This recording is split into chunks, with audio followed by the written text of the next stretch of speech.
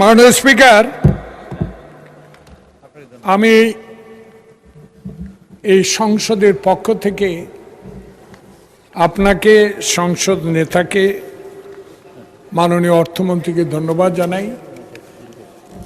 একটি সুন্দর বাজেট এই সংসদে উত্থাপন করার জন্য প্রথমে অর্থমন্ত্রীকে ধন্যবাদ জানাই। ওনার একটা বক্তব্য দিয়ে আমি শুরু করতে চাই। অক্টোবর মাস 28 তারিখ ফ্যাসিস্ট আওয়ামী লীগ ক্ষমতায়, সেদিন আজকের অর্থমন্ত্রী যিনি একটা সুন্দর বাজেট উপস্থাপন করেছেন, একটা বক্তব্য বলেছেন, সে বক্তব্যটা আমি সংসদের 348 জন মাননীয় সংসদ সদস্যকে আপনার মাধ্যমে বলতে চাই। উনি বলেছেন শেখ হাসিনা ভোট চোর।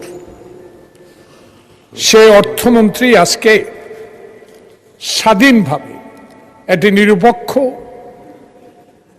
সুষ্ঠু নির্বাচনের মধ্য দিয়ে যে সরকার গঠিত হয়েছে, সে সরকারের অর্থমন্ত্রী তারেক রহমানের, মাননীয় সংসদ নেতার পরিচালনায় ক্যাবিনেট থেকে পাশ করা একটি বাজেট উপস্থাপন করেছেন। সে বাজেটকে আমি ধন্যবাদ জানাই এবং আল্লাহ পাকের কাছে দোয়া চাই এই সংসদ যেভাবে আজকে মাননীয় বিরোধী দলের নেতা মাননীয় এলজিআরডি মিনিস্টারের উত্থাপিত প্রস্তাবকে সর্বসম্মতিক্রমে এই ধন্যবাদ প্রস্তাবকে সমর্থন দিয়েছেন। আমি ওই পাড়েও ছিলাম, এই পাড়েও ছিলাম। দীর্ঘদিন এই সংসদ আসার সৌভাগ্য হয়েছে। আমার কোনো গুণ নাই, গুণ ছিল সব ধানের শীষ, শহীদ প্রেসিডেন্ট জিয়াউর রহমান, বেগম খালেদা জিয়ার অবদান। আজকে এই কথাটা বলার এই জন্য, বহু বাজেট দেখেছি, বহু গুণীজনের বাজেটও এখানে উপস্থাপন হয়েছে, কিন্তু এবার আমার একটা জিনিস ভালো লেগেছে, যে বাজেট উপস্থাপনের পর মানি না, মানব না, এ আওয়াজটা আসে নাই। মানি না, মানব না অনেকে বলতেন, কিন্তু এবার বিরোধী দলকেও ধন্যবাদ জানাই। সমালোচনা আপনারা করুন, সেই সমালোচনার জবাব অবশ্যই আমরা দিব, কিন্তু সমালোচনা গঠনমূলক হোক, সেটা আমাদের সংসদ নেতাও বলেছেন।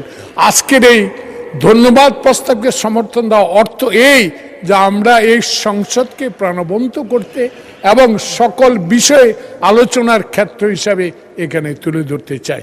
মাননীয় স্পিকার, আপনি দেখুন এই বাজেটে কতগুলো বিষয় আজকে উল্লেখ করতে হয়।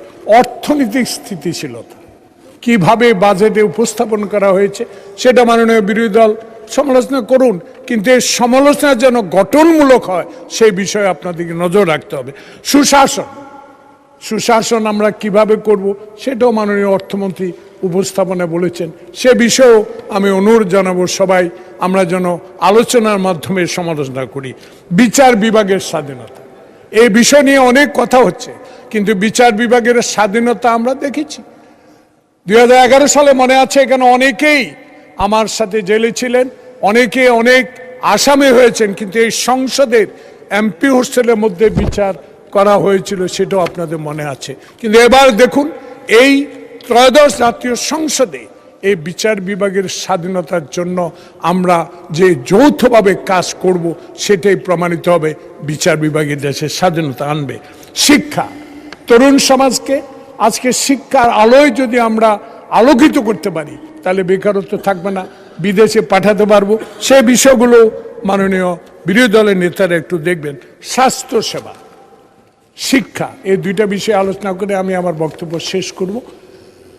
আজকে বাংলাদেশের স্বাস্থ্য সেবাকে যেভাবে এই সরকার অত্যন্ত গুরুত্ব দিয়েছে, বাংলাদেশে ইতিমধ্যে 50 শয্যা বিশিষ্ট হাসপাতালগুলোকে 100 শয্যায় রূপান্তরিত করার যে বাস্তব পদক্ষেপ নিয়েছে, আমি মাননীয় সংসদ নেতা, মাননীয় প্রধানমন্ত্রী এবং মাননীয় স্বাস্থ্যমন্ত্রীকে ধন্যবাদ জানাই। এই বাংলাদেশের স্বাস্থ্য সেবাকে যদি আজকে উজ্জ্বল করতে হয়, গ্রামগঞ্জে পৌঁছে দিতে হয়, আজকে স্বাস্থ্য খাতে যে অবদান রেখেছে অর্থমন্ত্রী, যে অর্থ বরাদ্দ দিয়েছে, সেগুলা সুফল বয়ে আনবে বলে আমি মনে করি। দেশের মোট জনসংখ্যার অর্ধেক নারী, এই নারী সমাজকে কাজে লাগাতে হবে, এই নারী সমাজকে শিক্ষার আলোকে উদ্ভাসিত করতে হবে। সেই কারণে আজকে মাননীয় অর্থমন্ত্রী নারী সমাজকে উন্নতি করতে আজকে যে পদক্ষেপগুলো নিয়েছে, সেই পদক্ষেপগুলো আমাদেরকে দেখে কাজ করতে হবে।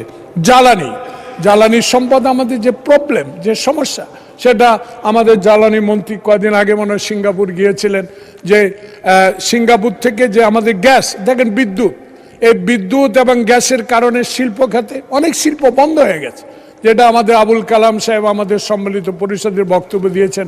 দেখুন, মাননীয় প্রধানমন্ত্রী অর্থমন্ত্রীকে বলেছেন যেসব কারখানাগুলো বন্ধ হয়ে গেছে সেই কারখানাগুলোর জন্য 60,000 কোটি টাকা বরাদ্দ দেওয়া হয়েছে। এর মধ্যে যে শিল্পগুলো বন্ধ হয়ে গেছে 20,000 কোটি টাকা এই শিল্প কারখানাগুলোকে আবার পুনর্জীবিত করার জন্য যে ব্যবস্থা গ্রহণ করা হয়েছে, সেজন্য অর্থমন্ত্রী ধন্যবাদ পাওয়ার যোগ্য।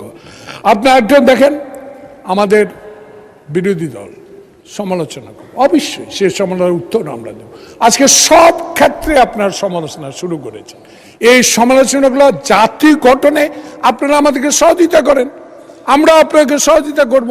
এই পারে আপনারা একদিন আসবেন, ও পারেও আমরা আরেকদিন যাব, এটাই তো গণতন্ত্রের নিয়ম। কিন্তু সে গণতান্ত্রিকভাবে সমালোচনা যদি করেন, আজকে একটু আগে আমার ভাই জামাতে ইসলামের শাহজাহান চৌধুরী সাহেব, ওনার সাথে আমার এই সংসদে আসার সৌভাগ্য হয়েছে। উনিও কয়েকবার এই পার্লামেন্টে এই বাজেট উত্থাপন করা দেখেছেন, শুনেছেন। উনি একটু আগে স্বরাষ্ট্র মন্ত্রণালয়কে বলেছেন ইসলাম নিয়ে কথা বলা তো দরকার নাই। মিলন একটু আগে যে কথাটা বলেছে সে কথা দিয়ে আমি যেতে চাই না, তর্ক উত্থাপন করে সংসদকে উত্তপ্ত করতে চাই না। শুধু একটা বলতে চাই, নিজের কথা নিজেরাই বিচার করেন, আপনারা 71 সালে কোথায় ছিলেন নিজেরাই বিচার করেন, আমাদের বলার দরকার নেই। আপনি একটু তাকান মিরপুরের শহীদ বুদ্ধিজীবী কবরস্থানের দিকে, সে স্বাধীনতার একদিন আগে কারা সংগঠিত করেছে হত্যাকাণ্ড, কারা বুদ্ধি শূন্য করতে চেয়েছিল বাংলাদেশকে, এই বিষয়টা একটু নজরে নিয়ে আসেন। আপনারা একটু দেখেন, আমরা যখন শহীদ প্রেসিডেন্ট জিয়াউর কণ্ঠে রেডিওতে যুদ্ধের আহ্বান শুনেছি, ঘোষণা শুনেছি, আমরা তখন এই দলও ছিল না, এই দলের সদস্যও ছিলাম না। আমরা সেদিন বিশ্ববিদ্যালয় থেকে বেরিয়ে সেদিন স্বাধীনতা যুদ্ধে অংশগ্রহণ করেছি। আজকে আপনাদের দলে অনেক মুক্তিযোদ্ধা আছে, কয়েকজন মুক্তিযোদ্ধা বক্তব্য দিয়েছেন, সেখানে তো আপনি মুক্তিযোদ্ধাদের ভাতা বাড়াবার জন্য কথাটা বলেন।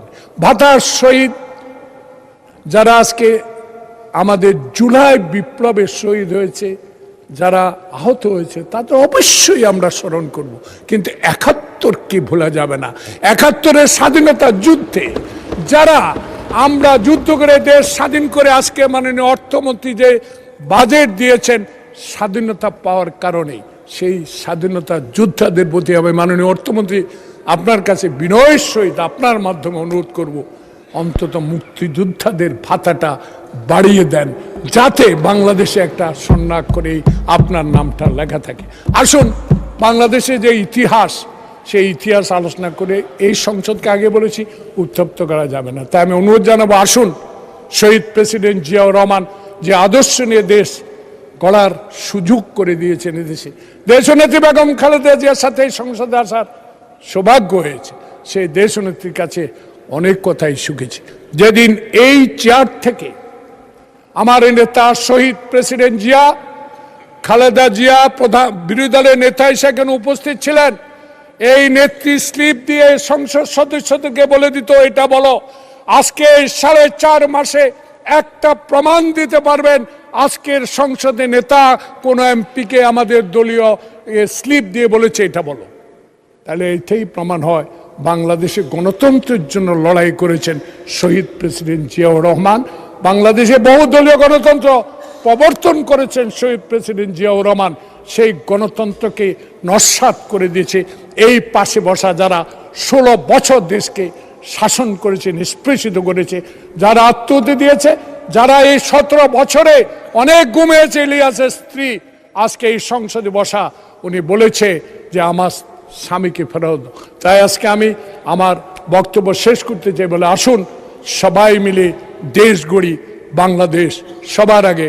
আপনাকে অনেক অনেক ধন্যবাদ। আসসালামু আলাইকুম।